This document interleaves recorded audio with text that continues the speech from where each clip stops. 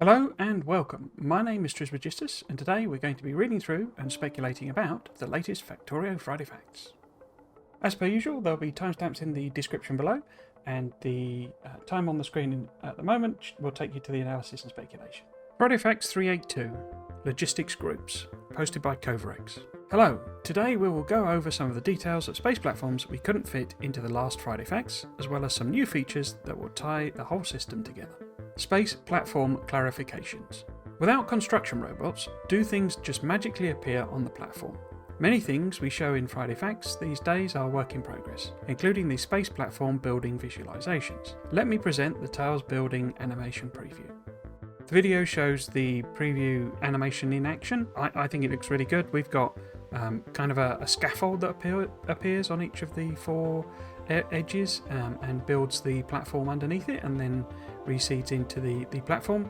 My only comment, and it's probably not really a real issue as such, is that the scaffold is like, what would you call it, in focus, whereas the actual, sort of space platform bits are kind of out of focus. I guess that's just a zooming thing, or these. It does say it's an in-progress animation, so clearly it's probably not been scaled. This is just literally the template for it. But in terms of the animation itself and what's going on and what happens, I think it looks amazing. And it really does sort of answer that question. I'll be honest, I wouldn't have minded the platforms just appearing out of nowhere. It didn't really bother me that. But I know some people commented on it. Oh, well, I say that. What I would really like is bots doing it. But, this looks amazing. So I'm more than happy. We'll have something similar for entities too, so things won't magically appear, but it will be as though the platform is building them by itself. If blue science leads to rockets, do we get advanced stuff like low density structure and rocket control units earlier, or are rockets different? Low density structure is blue science, rocket control units were removed and processing units are used instead. On top of that, we lowered the cost of the rocket by 20 times. This is to lower the focus on rockets, because you will have to produce rockets on every planet eventually, send quite a lot of rockets to build your platforms, and to move stuff around between planets. This results in thousands of rockets being sent in the expansion at least. We only see gun turrets on the platforms. Are laser turrets ineffective against asteroids? Each asteroid size has a different preferred weapon. Laser turrets are only efficient against the small asteroids, and the medium ones need at least a gun turret. Since energy is quite scarce on the platform, it is usually a better strategy to just use gun turrets for both small and medium asteroids. There are also going to be big and huge asteroids on some of the more dangerous routes, and these will need even heavier weapons, but more on that later. With the cargo bay extenders, can't we use the one big inventory as a teleport? We aren't noobs. Why do you think cargo wagons can't be placed in space? Only the central hub can be used to access the items with inserters. It can be utilised on small platforms, but it can't be abused in a scalable way. Why can space platforms not have holes? The reason is driven by a gameplay motivation. If you could have holes in the space platform, it would basically mean that you could do a very comfortable, spacious setup and just remove all the unused tiles to reduce the platform weight. We wanted to push the minigame of building a belt-based mini-factory in a limited space. So far, it seems to be doing its job as intended. Rocket carry capacity. How to even define the capacity? The first obvious question is, how much can a rocket carry? We surely wanted to make the transport from the surface to the orbit to be expensive. This means that the rocket can carry only a small amount of items, which makes the relative cost of transporting different items quite important. The obvious choice is to just set the rocket to carry some fixed amount of item stacks. It will be one, but it just won't be feasible because some items will be too expensive to transport, science packs, cheap intermediate slice circuits, and such like. Some items would be way too cheap if you could transfer a whole stack in one rocket, a reactor, rail ramp, etc. Some items should be too heavy to even transport as a whole. The idea of transforming a whole rocket silo inside a rocket is too much even for Factorio. Since we have recycling, it would be more efficient to transfer some resource-dense items like express underground belts to be recycled into the iron at the destination, compared to just sending the iron directly.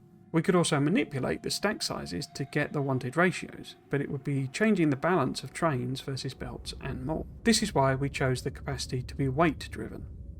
Weight system. We decided the axiom to be that the rocket can carry 1,000 kilograms of goods and balance the rest around it. We started by setting the weight of one ore to be 2 kilograms per item. so 500 items, or 10 stacks, can fit in a rocket. Then, we created an automated formula to derive the weights of items based on their recipes. Many items also have a specific hand-picked weights defined in their prototypes. This created some kind of rough base for testing, and we then modified many things a lot. Most non-intermediate utility stuff was cut to be at most 1 stack per rocket. Many things were rounded up, etc. In some cases, we bent things a lot. Science packs are expensive, but they can't be recycled. So we allowed 1,000 to fit in a rocket. Modules are expensive, but a whole stack can fit in a rocket because recycling modules is just silly. Filling the rocket. There are 2 main ways to fill the rocket, manually and automatically. In the manual mode, you can just put any mix of items you want as long as they fit the limit and press a button to send the rocket to a space platform. We've then got a screen capture of the GUI. The caption says manually filled rocket ready to be launched. And here we see the new GUI for the rocket launching. There's obviously a lot of familiar elements, as mentioned. Rocket control units are now just gone, and we use blue circuits or the processing units instead. Obviously the thing has prod modules in, which are at level 2, which is that uncommon? I can't remember. And it does look like you still build rocket parts. Presumably they still have the same cost in terms of the number of items, but you produce 20 times as few, unless they mean you still produce 100 rocket parts and they cost 20 times as less, maybe. But certainly what we know is that this is going to cost 20 times as less to build a rocket. We go and see the rocket inventory. It looks like it's basically infinite.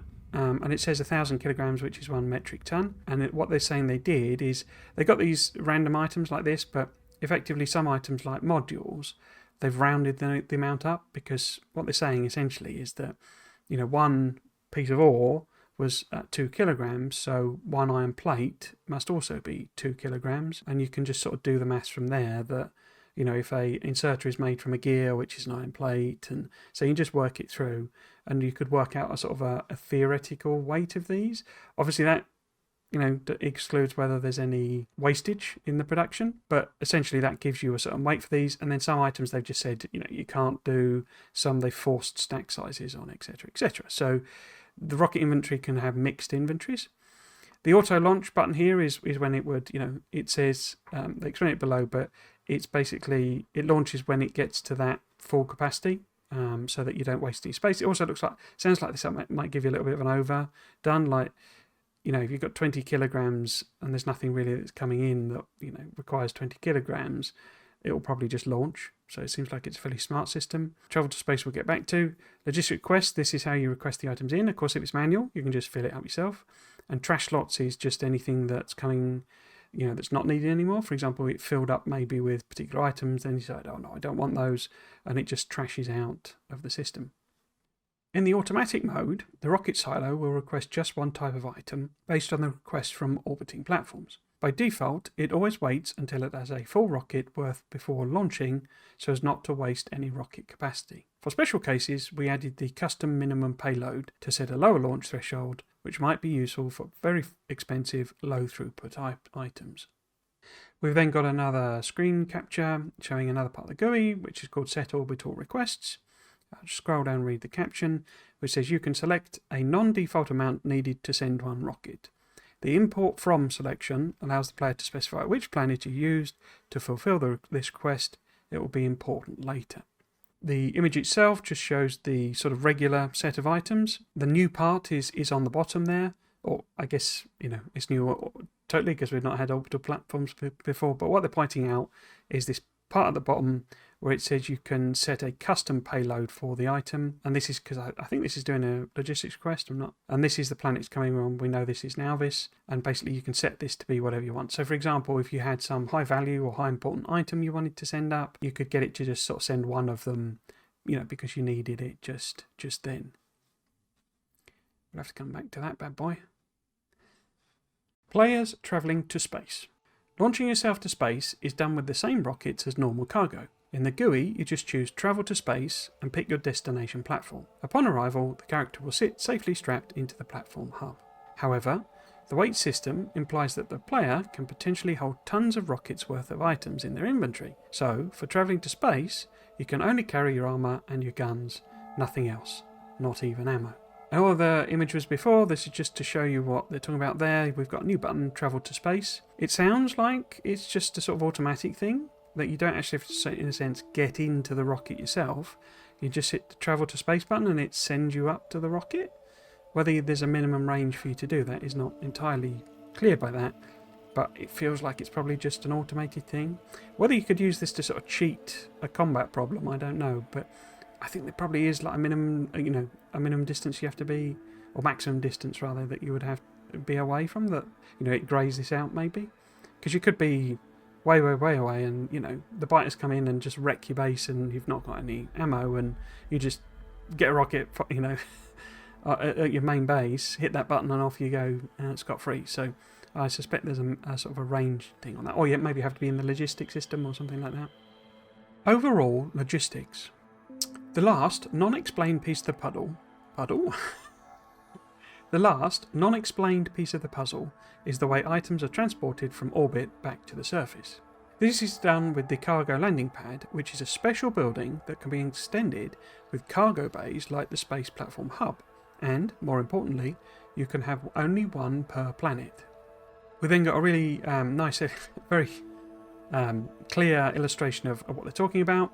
You use rockets to deliver items to the planet in orbit, phase 1. Number 2, the platforms travel to the orbit of another planet. And number 3, cargo is dropped to a landing pad, and this is the new landing pad. Stylistically, very in keeping with the the platform and the hub and the rocket and all that sort of stuff. And this has a satellite dish on it, so I'm wondering if this is perhaps the icon that we saw before.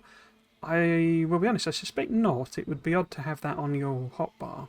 But what it's basically also saying in the text is that in the same way that you could add these cargo modules to the hub, you can add them to the landing pad as well and sort of make this more and more extensive. The limitation of only one per planet might sound weird, but we just find it fitting, because otherwise, and we tried that, it is too convenient to put them all over the place to have the imported items right where you need them, and in the late game, it is nice to have this one very busy logistic junction in your base. The landing pad has logistics requests, which are satisfied by platforms in orbit. Inserters can pull items from it directly, and it also works as a provider chest when in a logistics network on the surface. Logistics Groups. The interplanetary logistics system works nice, but playtesting uncovered one critical problem. As you can see, this is a recurrent theme now. Playtesting and iterative improvement is a required tool to uncover problems and develop something playable. The problem we discovered is that the system has many points where you request the same set of items, and once you need it to update it, it is a chore and leads to chaos. And this problem is not relevant only to space, as having a group of Spidertrons with a logistics request has the same issue, which leads to the annoying task of going through all the requesting entities one by one using copy-paste just to miss one in the group and introducing chaos. This is why we developed a solution that solves all these problems and adds some nice benefits as well, which is the Logistics Group. The solution has 3 main parts. 1. You can assign logistics requests to a named group, and then all the places using the same group are automatically synced whenever you change something. 2. You can have multiple logistics groups on each entity. 3. You can turn on or off the individual groups at any time. We've then got a screen capture of another part of the GUI showing this in action. It's a bit big for how I zoom the screen in, so if we scroll down, the bottom part's not really important, but capture says, this is similar to what I actually used during game. I was disabling, enabling different things based on what I was planning to do.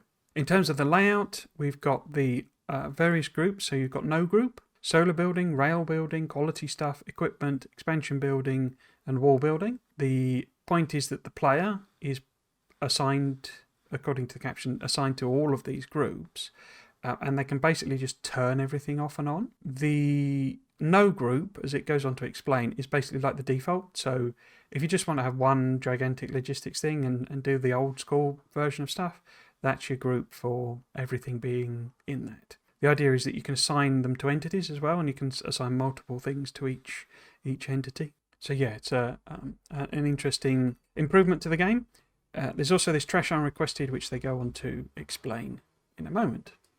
The final GUI solution is also the result of quite a few iterations. The main goal was to make it reasonably simple to use if you don't care about groups at all. In that case, you just have the one unnamed group and use it in the same way as in 1.1. Trash unrequested. There was this annoying problem I had with Spidertrons. As I played, I had to add more and more trash requests for all the things they could pick up. For example, wood, stone, ores, basically any kind of mess they encounter when deconstructing. When I was adding around the 10th item to be trashed, I realised there will always be that one extra item I forgot about, and what I actually want to do is trash everything that is not requested. At that point, the feature idea was obvious. So we added the trash unrequested checkbox, and when enabled, anything that isn't explicitly requested is put straight to trash. This also has the secondary benefit that when you change the requests of some group, outdated requests or items don't accumulate in storage. Using the trash unrequested in personal logistics can have a few unexpected consequences at times, and it takes a little while to become conscious about it. It happened to me many times that I crafted this new item into my inventory, it immediately disappeared into the trash slots, and before I realised what was going on, the robots were happily carrying it away from my reach. But once I got used to it and turned it on and off based on what I was doing, it became one of the things I couldn't play without anymore. Both the logistics groups and trash unrequested features are unified across player, requester chests, Spidertrons, roboports, rocket silos, space platform hubs, and landing pads, and will all be available in the 2.0 base game. The small bonus on top. I would like to show you my favourite example of beginner intermediate circuit network usage to demonstrate a needed change related to the logistics group. The wall resupply system.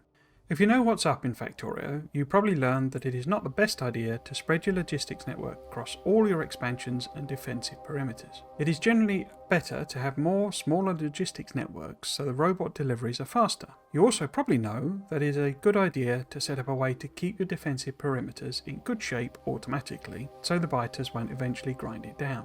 This becomes even more useful once you need to ensure that your base is able to survive long enough without your physical presence in the space age expansion before having Spidertrons or artillery. So it's useful to set up the wall resupply system, which is basically a train which delivers all the needed materials to the separated but smaller logistics networks around the defense perimeter. Just a few combinators are needed to make this work, really.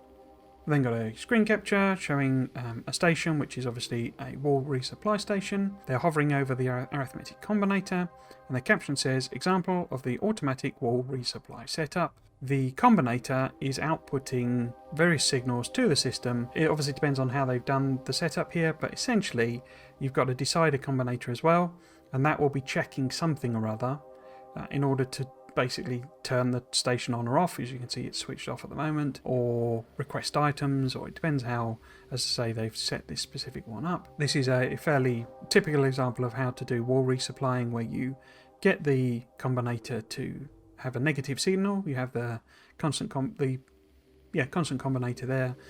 It's outputting a signal, and then it's adding it to whatever's actually in the system, and then coming out with the signals here to say, right, well, I need more lasers, or I need more trains, or railway, or what have you. So it's a fairly standard system. The constant combinator defines what is needed at the remote outpost, and we subtract what we have from what we need to get the list of missing materials. This can be used to control the inserter unloading from the train, and also to disable or enable the station to call the train only when necessary. The problem. Everything is nice and easy and doable in vanilla just fine, but the system has a problem related to change. You might decide that you want to add new items to your resupply station or change the item amounts. As long as you don't want to make a huge whole map circuit network, all the constant combinators, one in your main base and one per remote station, have to be updated manually. Manually, with no way to automate it. That is unacceptable. The solution. Since we just finished the logistics group system, we were also looking for ways to read the contents of the logistics group within the circuit network. The solution felt obvious. Constant combinators just use the exact same system for its configuration as the request entities, so different combinators in the world can be synced up automatically. and the constant combinator can be even synced up with requesting entities. The next screen grab of a GUI shows the constant combinator in the new version now. We basically see that they've added the same sort of system as they did for the logistics to the combinators, and it basically can be part of a section, and in this case wall resupply. And it's even got description on it. I don't know if the other ones will have description, but this is really quite nice. Description: this is the list of things required to be present in each of the wall perimeter stations. And as per the description, you can basically add and remove things from here and it'll all just sort of sort itself out. That's really nice. There's particularly for things like ammo, if you've set up one of these types of systems and you've done it when you've had say armor piercing ammo and you want to replace it with nuclear ammo, depleted uranium ammo, that can be quite a pain to do. And basically most of the time I end up just sort of doing it and kind of waiting for the biters to chew through the ammo essentially, which is all a bit messy and all a bit rubbish. So it's really nice that we're going to be able to say, right, well, oh blimey, I've forgotten to put on ammo on this one, so let's just stick it on here, and every single station I've got in my wall resupply network will just automatically update. Just a really nice quality of life change. As you might guess, this is not the last time we will talk about circuit stuff. We have things which both make it more approachable and more powerful, but since this post is starting to get quite long, it will be discussed some other time. As always, let us know what you think at the usual places. Overall thoughts first of all then. This is really great detail. Some of the things I'd already read on the Reddit. Yeah, I really like it. I wasn't too fussed about this. I was fine if it just appeared. But the animation is lovely. It's obviously clearly, in test phase, as what I was saying is that, because this is way too sort of sharp and clear versus the rest of the thing because of the zoom levels and stuff like that. But yeah, it looks amazing. What these things are that whip out and do it, I'm not entirely. Maybe I think they're meant to be like puffs of air or something like that. That's a little strange, but you've got sparks going on and it just looks brilliant. It's interesting to get the details of the rocket control units. That was mentioned on the Reddit, that basically they're gone. I don't know whether everything that used RCUs, because there were a couple of things. I don't know whether all of those are now going to use blue circuits or not, but that's an interesting change. I don't know whether that's included in the 20 times cost reduction, or whether it's 20 times on top of using blue circuits rather than RCUs. But yeah, it's going to make launching rockets a lot easier, a lot simpler. Yeah, the cargo carry capacity is interesting. It's nice to see that there's a sort of a different type of a system to do. It's not just about, send stacks, move stacks. Items have weight, and it sounds like some items you can't have a full stack, and other items you can't even put in the tool. So yeah, it's going to be interesting managing that system and operating it. The orbital request system all sounds really interesting and quite fun to play with, I think. This detail on how it works is interesting. They did clarify, I say, on Reddit as well, that it kind of just drops it off, so there's not a special rocket that drops it off as such. But they also said that the animation is work in progress, and I think that's kind of why they didn't show us, and possibly why they're being a bit sort of vague on it. It's not quite the right word, but I basically wonder if how this actually works is kind of going to be worked on essentially, because it would be a little odd if you send one rocket up, because you can imagine like this top bit sits in the rocket and then that's what goes down as like a landing capsule. But if it comes down in bits and pieces, how is that you're sort of creating it out of nowhere? And it feels like maybe it should be a one-to-one system, and maybe that's what they're looking at. But then the question arises, well, what if you want to deliver things like a train, where you drop off a certain number of items and a certain number of items and a certain number of items, and go around in a loop? Yeah, so it's going to see how it all works. This artwork looks brilliant, as per usual, and very consistent with the usual style. But I was mentioning before that, whether, in one of my previous speculations, whether this is where you sit in one of these, and it seems like you do. You're when you're in, travelling space, this is where you are. I hope it doesn't take a long time to travel. Or, especially your first go, because you're not going to be able to make many thrusters and stuff. If you sat there for hours and hours and hours waiting for it to travel between the systems, it seems a bit weird. Yeah, it just seems like it would seem like a strange thing if you're going to have to go so far that you literally have to leave the game running for an hour to get to the next planet. I hope they sort of, they've got a sort of solution for that. Yeah, the Logistic Groups sounds awesome. Sounds like a really nice quality of life improvement, particularly for a complex base and the type of complexity they're adding with different planets, and they're completely separated and all sorts of new logistic systems. This sounds brilliant. It's going to be difficult to remember and get used to turning these off and turning these on. I'm bound to end up trashing my entire inventory just because I've got trash unrequested on, and I've clicked a thing and off go all of my my useful items, because the bot improvements mean they disappear them instantly. So yeah, it's going to take a bit of getting used to, but yeah, it sounds like a brilliant improvement. Trash unrequested sounds really useful. I mean, if you've played the game, you'd probably ended up with just an inventory full of particularly things like rocks and stones and all this sort of stuff that you then have to put in the request, the logic for, and fiddle about with it all the time. Whereas this, you can just click it onto wall building, go out, everything that's not a wall gets trashed out of your inventory instantaneously. And yeah, the change to combinators, again, same thing. If it's the same system just applied to combinators, sounds brilliant. The ability to have 50 different wall stations and change them all at once at the click of a button, brilliant. Gonna love it. So this point about the weight of the rocket is really interesting. We know from a previous Friday Facts 380, and obviously this they were saying was it's not how it's used. It's not in game actually, but we were all sort of speculating about what might gravity and stuff mean. Now they have had a bit of a tendency to, in a sense, I mean it doesn't matter, but confuse mass with weight. Mass is the amount of a stuff of a thing.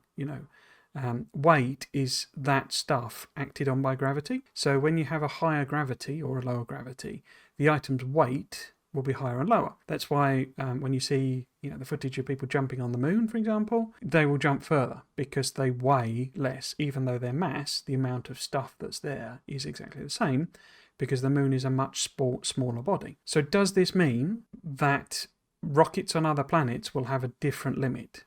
Or is it just that they're talking about mass, basically? Because they sort of did this a little bit in the space platforms, where they were talking about weight, but I think really they meant mass. And so it's just interesting that we know there's going to be gravity on planets, and gravity is what dictates weight. So is the weight limit changed on different planets? It'd be a nice touch, I think. Quite what it would mean. I mean, it basically mean you would expect that rockets would be cheaper, in a sense, or rather that rockets could carry more. You're going to get an imbalance, essentially, where it becomes more useful, more valuable to transport items from your low-weight planet to your high-weight planet, rather than vice versa. And that could be quite an interesting sort of subtle system. But as per usual, I could be reading way too much into this, and they just mean mass, and it's a hard limit of 1,000, a metric ton. Interesting to see that the rocket control unit icon has the multicolour one. That to me implies that there's no such thing as a quality level for a rocket part. It was something I was wondering, whether you could have high quality rockets and what those would mean, whether they would have extra carry capacity, etc., etc. But the implication to me of this is that there is no such thing as a high quality rocket part. They're just all standardized, and it doesn't matter what you put in, it always produces a basic level rocket part. But that could be another interesting twist of, is it worth making high quality rocket parts to carry more stuff or faster or what have you? So it feels like that they're not having that mechanic in. Also, just a little note, nice to see the icons for the different things. This is obviously the parts for the space platforms. These are the crushers and these are the grabber arms. It was like a chicken's foot. But yeah, nice to see those icons. The next thing I wanted to kind of point out, well, firstly, we appear to have an entire new section for rockets. I think I don't seem to recall that there was that in vanilla, but I get this thing occasionally of brain fade where I just forget that the things are there, or I've just got so used to it I forget about them. So is that a new thing, and how much is there to do with rockets? Because it would seem to have odd to have an entire tab if all you're making is because now there's no RCU, so they're blue chips which are elsewhere and other things. So what else has this got on it? Has it this must be where the space platform, the hub, those things are, But that's only like 5 items or 10 items. Why has it got an entire tab? Suggests there's a lot more coming with that. But the thing I really wanted to point out here is this guy. We know we've got arithmetic combinators, decider combinators, constant combinators, and then we've got power switch and the speaker. This is a new one. This is a new icon for whatever we were speculating. Remember a while back, let's see if I can find this one. Yes, so I dug through, it was Friday Facts 377. We had this shot showing as a sort of a mock-up with rail. And over in the corner here, there was some weirdness because there was one inserter that was holding something that looked like it was different. And we zoomed in and we found that there was this. Now, I hadn't spotted that it's actually a completely different item. I thought it was just a constant combinator or something like that with a new icon on it. But actually, it's a whole new thing. If we go back to 382, that's clearly it. That's what it is. And that sawtooth type picture is exactly what this has on it. So that's clearly the default item, which means that this sawtooth is, something, basically. Now that we know a bit more about platforms, I'm wondering if this is to do with linking the planet to the surface, which is why it's got that, corner edge here.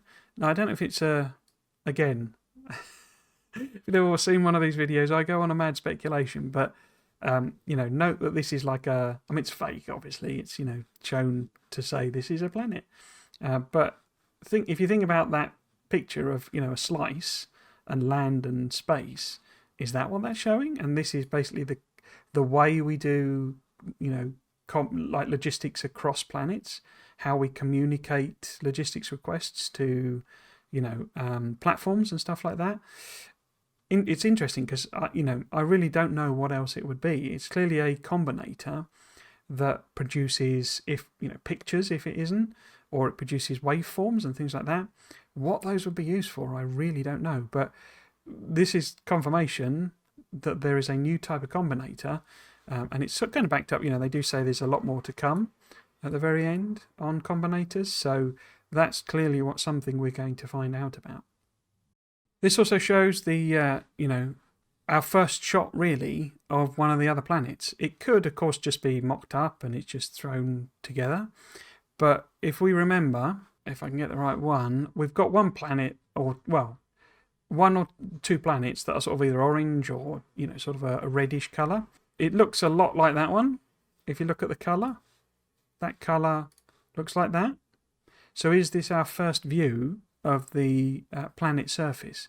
It appears to be a completely barren desert type surface, which would possibly explain, you would kind of think that if it is this barren deserty type surface, it wouldn't have trees on it. So, it wouldn't have organic life and maybe not biters, although the ecosystem of biters is confusing. But this tends to imply to me that this is our surface, and it's, one of the reasons we saw in another screen cap of, saying there were trees on a planet is that it won't have any kind of vegetation. There won't be fish and there won't be trees. But yeah, I think that's our first little sneak peek of a planet surface.